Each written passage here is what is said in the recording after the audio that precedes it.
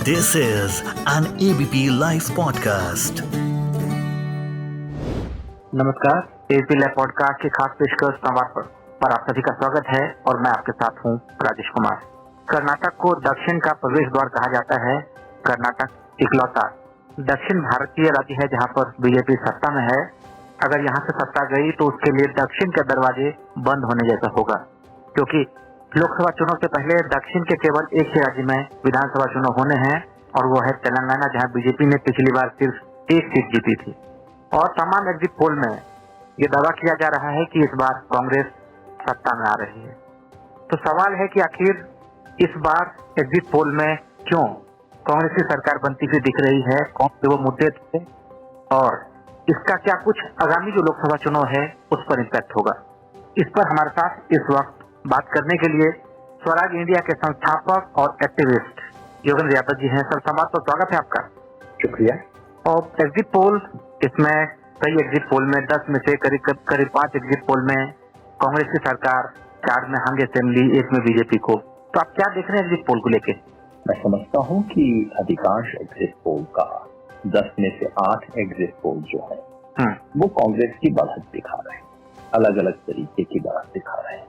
उसके हिसाब से मेजॉरिटी से थोड़ा सा पीछे रह जाएगी, कुछ कह रहे हैं मेजॉरिटी से थोड़ा सा आगे निकल जाएगी, और एक दो हैं जो कि कह रहे हैं कि स्पष्ट बहुमत, अच्छा खासा, स्पष्ट ही नहीं स्पष्ट से भी बेहतर बहुमत आ सकता है। मगर एक आध एग्जिट पोल को छोड़ दिया, उनका कोई पुराना अच्छा ट्रैक रिकॉर्ड है नहीं, अगर उन्हें छोड़ दें तो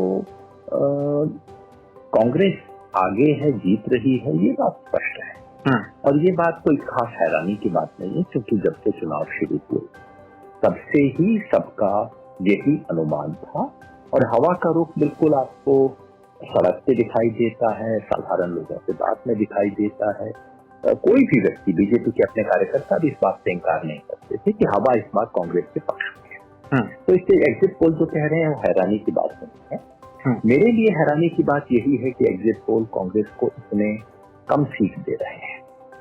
जो मैंने सड़क पे देखा था, जो लोगों से बातचीत की थी, और जो एक बहुत बड़ा सर्वेक्षण यहाँ कर्नाटक में हुआ था जो मैंने उसके हाथ में देखे, उसके हिसाब से कांग्रेस को कहीं ज्यादा स्पष्ट बहुमत आने की संभावना है। कल वो बात इंडिया टुडे एक्सेस माई इंडिया वाले सर्वे में आई, एग्जिट पोल में आई है, बाकी एग्जिट पोल में नहीं आई है। इंडिया टुडे का सर्वेक्षण कह रहा है कि कांग्रेस को 122 से 140 के बीच में सीटें आएंगी। और चुनाव से पहले जो बड़ा इडिना वाला सर्वेक्षण था उसने भी कहा था कि 134 से 140 सीट आएगी। मुझे अभी भी लगता है कि ये दोनों सर्वेक्षण जो है ये सच्चाई के ज्यादा नजदीक होंगे। मगर ये मेरा अनुमान है, कयास है, मेरे हाथ में तो कोई और विधा इस वक्त है नहीं, कोई मेरे पास अपनी पर एविडेंस है नहीं, सिर्फ एक राजनीतिक कयास के नाते मैं कह रहा हूँ कि मेरे ख्याल से कांग्रेस और भी ज्यादा स्पष्ट बहुमत लेके यहाँ आ सकती है। और कर्नाटका में यो तो बहुमत के लिए केवल 113 सीट चाहिए, लेकिन क्योंकि कर्नाटका में 2 बार बीजेपी चोरी से सरकार बनाने का काम कर चुकी है, जिसको ऑपरेशन कमल कहा जाता है, लेकिन वैसी संभावना ना हो इसके लिए कांग्रेस को 113 से काम नहीं चलेगा। कांग्रेस को कोई 120-25 सीट चाहिए ताकि वो इस किस्म की चोर दरवाजे वाले खेल से मुक्त हो सके। तो मैं समझता हूँ कि एग्जिट पोल के बाद अब प्रश्न केवल यही है, क्या कांग्रेस को बिल्कुल किनारे की काम चलाऊ मेजोरिटी मिलेगी, या उसको अच्छी कंफर्टेबल मेजोरिटी मिलेगी, या कि बहुत भारी मेजोरिटी मिलेगी। मैं कम से कम इन्हीं 3 में से कोई एक संभावना देखता हूँ, और इसके अलावा कोई संभावना एग्जिट पोल में समाप्त कर।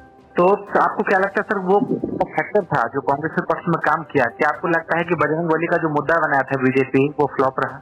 बजरंगबली का मुद्दा केवल बीजेपी ने और उसके मीडिया के, क्या कहना चाहिए, सहयोगियों ने, क्योंकि आजकल तो इस देश में ये कहना कठिन हो जाता है कई बार टीवी चैनल पे कि जो एंकर जिस तरह की बात करते हैं, तो मुझे तो कई बार समझ नहीं आता कि एंकर बोल रहा है कि बीजेपी का स्पोक्स पर्सन बोल रहा है। तो ये बजरंगबली वाला मुद्दा उठाने का काम तो बीजेपी ने और उसके मीडिया के सहयोगियों ने किया था। दुर्भाग्य इस देश का ये है कि मीडिया को धमका के, डरा के और फुसला के और ललचा के बीजेपी ने अपनी जेब में रखा हुआ है इस देश के ज्यादातर मीडिया को।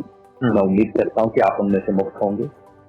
लेकिन बजरंग बली का मुद्दा तो इन्होंने ही उठाया था और सारे चुनाव को डिरेल करने का प्रयास था। लेकिन अगर आप देखें तो पहले दिन से ही ये चुनाव एक तरफा चुनाव था, क्योंकि कर्नाटका ने पिछले 40 साल में किसी भी सरकार को दोबारा वोट नहीं किया है और इस सरकार की तो परफॉर्मेंस इतनी खराब थी कि इसको तो वोट देने का सवाल ही नहीं होता था। तो क्योंकि अपने कामकाज के लिहाज से बम्बई सरकार को बेहद निकम्मा माना जाता रहा है और भ्रष्टाचार की वजह से इतनी बदनाम हुई ये सरकार, यहाँ तक कि 40% सरकार वाला मामला था वो तो इतना गहरा चल गया कि सड़क पे लोग उसकी बात करते थे। यहाँ तक कि मंदिर और मठ वाले लोगों को इन्होंने कहा कि ठीक है आप मंदिर मठ चलाते हैं तो 40 नहीं 25% कमीशन तो आपसे भी लेंगे। तो इतनी बदनाम जो हो चुकी थी सरकार, उसके कारण ये चुनाव पहले दिन से ही बीजेपी के खिलाफ था। तो इसके बाद बीजेपी ने जी इनका सर जो आरक्षण का जो मुद्दा इन्होंने खेला था, आरक्षण कार्ड की, मुसलमान का आरक्षण काट के वो का लिंगायत को दे रहे थे, तो ये कार्ड भी नहीं चला क्या? आखिरी मिनट पे खेले जाने वाली ऐसी किसी विक्रम का जनता पे असर नहीं होता है, बार बार ये बात साबित हुई है। और अगर बीजेपी को मीडिया में इतना सहयोग न मिला होता तो ये बातें उछलती ही नहीं। तो उछाल के इन्होंने बीजेपी वालों ने अपने लिए समस्या खड़ी कर ली, क्योंकि पहले मीडिया से बातों को छुड़वाते थे, फिर मीडिया की बात सुन के खुद ही खुश हो जाते थे और सोचते थे कि इससे इलेक्शन पलट रहा है। ऐसा कुछ होने वाला था नहीं। इलेक्शन इनसे बीजेपी के पक्ष में नहीं था और उस पर बीजेपी ने कुछ गलतियां की, कांग्रेस ने कुछ समझदारी की। कांग्रेस ने समझदारी ये की कि उसने इलेक्शन का फोकस गरीब पे रखा, जो उसका वोटर है, और जो 5 प्रॉमिस कांग्रेस ने की वो गरीब पे थी, और गरीब और महिला इन दोनों पे फोकस रखा। और कांग्रेस ने अपनी एक एकता बनाए रखी, जो दूसरे राज्यों में नहीं हो पाया कांग्रेस ने, वो रखा इन्होंने यहाँ।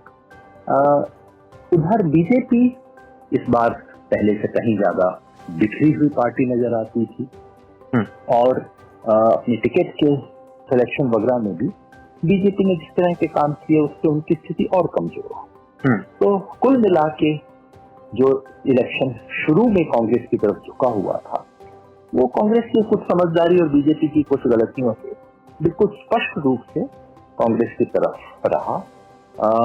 और अंतिम मौके पे बीजेपी को जब पता लग गया कि चुनाव हार रहा है तो इन्होंने हर तरह की तिकड़म की जो कि हर बार की जाती है।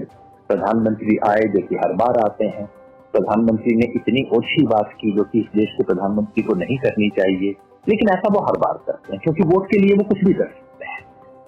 वो भी किया उन्होंने और मीडिया ने उनकी आरती उतारी, उनके रोड शो को दिन रात दिखाया जो कि मीडिया हर बार करता है।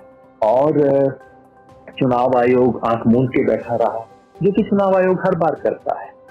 लेकिन मुझे लगता है इस तरह की अंतिम मिनट की तिकड़म से कुछ खास बदलाव नहीं हुआ, ऐसा मेरा मानना है, ऐसी मेरी समझ है। बाकी तो 13 तारीख को पता लग जाएगा।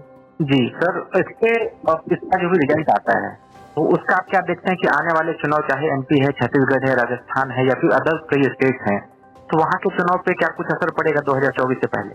असली असर मनोबल पे पड़ेगा। सीधे सीधे चुनाव के परिणाम का, वोटों के रुझान का असर अब एक राज्य से दूसरे राज्य में नहीं होता है। तो ऐसा नहीं कि कर्नाटका के चुनाव के परिणाम का असर तेलंगाना में पड़ेगा, डायरेक्टली नहीं पड़ेगा, वहाँ कांग्रेस कमजोर पार्टी है और ऐसे अचानक कांग्रेस की नैया तेलंगाना में उठने वाली नहीं है। लेकिन इसका विपक्ष के मनोबल पे असर पड़ेगा। अगर कर्नाटका में बीजेपी दोबारा जीत जाती तो विपक्ष का मनोबल टूट जाता, बीजेपी अपने मीडिया के मित्रों के साथ पूरे ढिंढोरा पीटने में चल देती कि अब तो जीत गए। फिर आप लोग चर्चा करते अपने पॉडकास्ट पे कि अब 24 तो पूरा हो गया, तो अब 29 की बात कीजिए, क्योंकि ये सब तो आजकल काम चल ही निकला है, धंधा है मीडिया में। तो ये सब चर्चा शुरू हो जाती और मैच शुरू होने से पहले ही बीजेपी को वॉक ओवर मिल जाता, जो कि बीजेपी चाहती है 24 के लिए। कर्नाटका के चुनाव ने जो सुनिश्चित किया है वो ये कि चुनाव मैच शुरू होने से पहले वॉक ओवर नहीं होगा, 24 का चुनाव खुला रहेगा और कर्नाटका ने ये भी दिखाया है कि 24 में बीजेपी को हराया जा सकता है, हराया जाएगा, इसकी कोई गारंटी नहीं। इसके लिए ऑपोजिशन को बहुत कुछ काम करना पड़ेगा, काफी कुछ अपने रणनीति पे ध्यान से विचार करना पड़ेगा। लेकिन कर्नाटका ने दरवाजे को खुला रखा है और उस दरवाजे तक पहुंचने की राह दिखाई है, ये ज्यादा महत्वपूर्ण है। सीधे सीधे कर्नाटका के परिणाम का असर बाकी राज्यों पे पड़ना तो छोड़िए, अभी तो हम ये भी स्पष्ट नहीं हो सकते कि उसका कर्नाटका के अपने ही लोकसभा चुनाव पे भी असर होगा। अच्छा सर, अगर कर्नाटक में कांग्रेस जीतती है तो इसके बाद जब 2024 को लेकर के ऐसा विपक्ष कुछ कोलिशन बनता है तो आपको लगता है कांग्रेस की कुछ ना कुछ बार्गेनिंग पावर बढ़ेगी?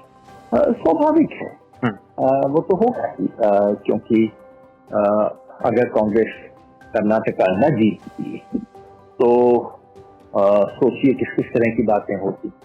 वो कहते कि भारत जोड़ो यात्रा एकदम फ्लॉप हो गई, राहुल गांधी कुछ नहीं है, अडानी की बात का कोई असर नहीं हुआ। लेकिन जब जीतेंगे तो जाहिर है कांग्रेस का अपना वजूद बढ़ेगा, कांग्रेस का वजन बढ़ेगा। हालांकि मेरी मान्यता है कि 2024 का चुनाव जीतने के लिए विपक्ष के महागठबंधन की ना तो जरूरत है ना ही वो वांछित है। कोई महागठबंधन बनाने की आवश्यकता नहीं। लोग अपनी अपनी जगह पे किसानी के स्तर पर बीजेपी का मुकाबला करें, वो कहीं बेहतर है। और सर, इससे पहले कांग्रेस ने हिमाचल में शानदार जीत दर्ज की है, अब कर्नाटक में इस तरह के परफॉर्मेंस, क्योंकि इसके बाद जो भी स्टेट में है, चाहे वो बात करें हम राजस्थान, वहाँ पे कांग्रेस की सरकार है, छत्तीसगढ़ में कांग्रेस की सरकार है, लेकिन अंदरूनी कला से पार्टी जूझ रही है, तो उसमें लगता है कि संजीवनी का काम की जीत करेगी।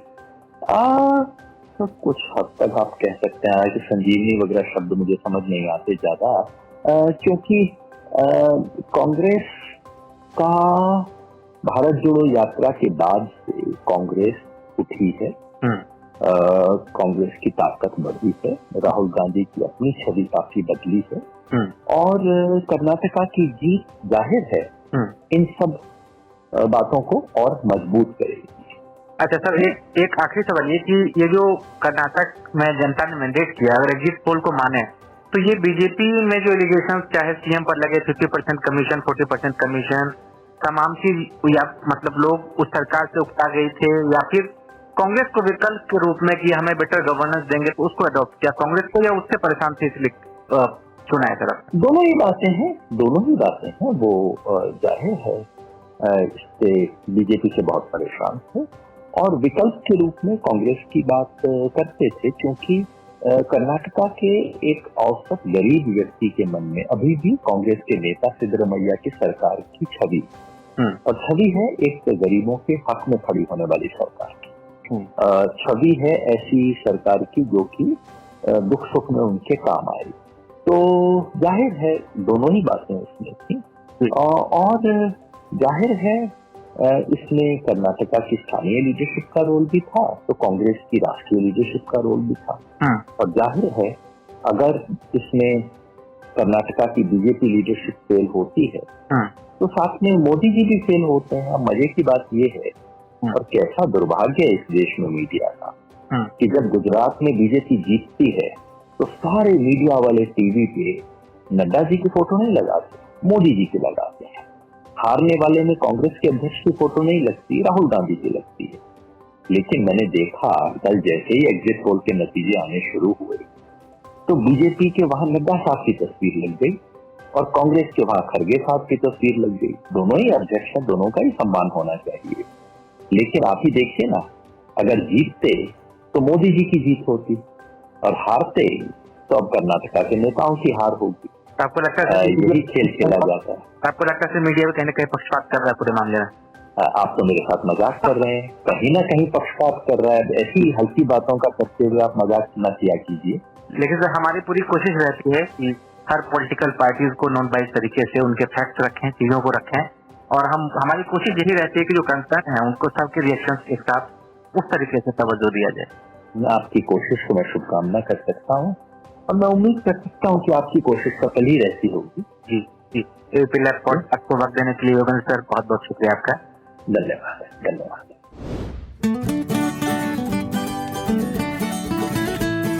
This is an ABP Live podcast.